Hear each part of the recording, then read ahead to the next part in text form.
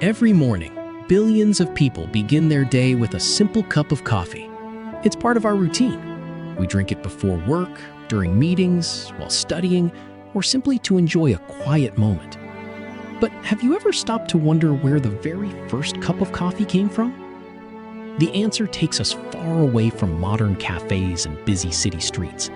It begins high in the mountains of Ethiopia, where a discovery changed history in the most unexpected way. Around 1,000 years ago, a young goat herder named Kaldi noticed something unusual. His goats had been eating small red berries growing on a wild shrub. Instead of resting, they suddenly became full of energy, running and jumping across the hills as if they had endless strength. Curious, Kaldi watched them again the next day. The same thing happened. Unable to ignore what he had seen, he picked a handful of the berries and carried them to a nearby monastery, hoping someone wiser could explain their mysterious effect. According to the most famous legend, the monks were suspicious. They believed the berries might be dangerous and threw them straight into the fire. But within moments, something completely unexpected happened. As the berries roasted over the flames, a rich, inviting aroma filled the room. The smell was too wonderful to ignore. The monks quickly rescued the roasted beans, crushed them into small pieces, mixed them with hot water, and unknowingly prepared what many believe was the world's very first cup of coffee. That simple drink helped them stay awake through long hours of prayer. And without realizing it, they had just begun one of the greatest journeys in human history.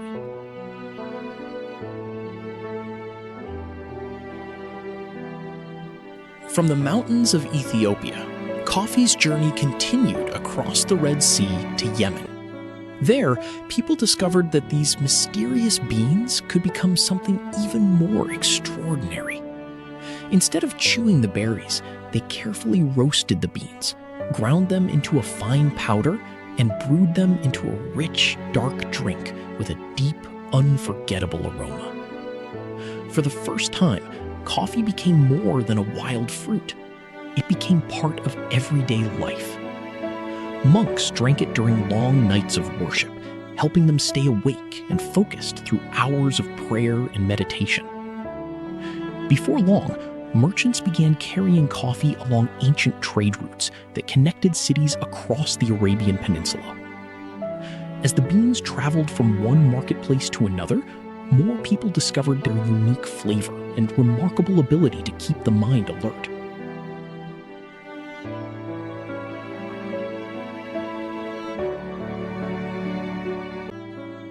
Coffee houses soon began appearing throughout the region. They quickly became more than places to enjoy a drink. People gathered there to share stories, discuss business, exchange ideas, and spend time with friends. What started as a simple beverage from the Ethiopian highlands was quietly becoming part of an entire culture. By the 15th century, coffee had spread across much of the Middle East. Its popularity continued to grow, and the journey that began with a handful of wild berries was now preparing to reach an entirely new continent. Europe was next. By the early 1600s, coffee had finally reached Europe. At first, many people were skeptical. Some even believed the strange black drink was unsafe. But curiosity soon replaced fear. As more people tasted coffee, its popularity spread rapidly across cities like Venice, London, Paris, and Vienna. Coffee houses began opening everywhere. They weren't just places to enjoy a drink. They became meeting places where merchants discussed business, writers shared ideas, scientists challenged old beliefs, and philosophers debated the future. Many historians later described these coffee houses as places where knowledge and conversation flourished. In many ways, coffee became more than a beverage. It became a spark for creativity, learning, and human connection. Without realizing it, a drink that began with wild berries in the mountains of Ethiopia was now helping shape some of history's greatest ideas. Coffee's journey didn't end in Europe.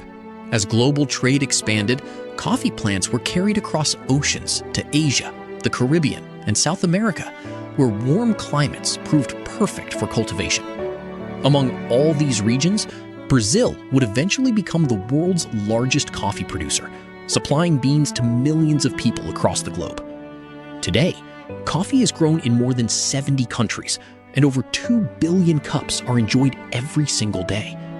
For many people, it's more than a morning drink. It's a daily ritual, a source of comfort, and a part of everyday life. When enjoyed in moderation, coffee is also known for helping improve focus and alertness, while naturally providing antioxidants.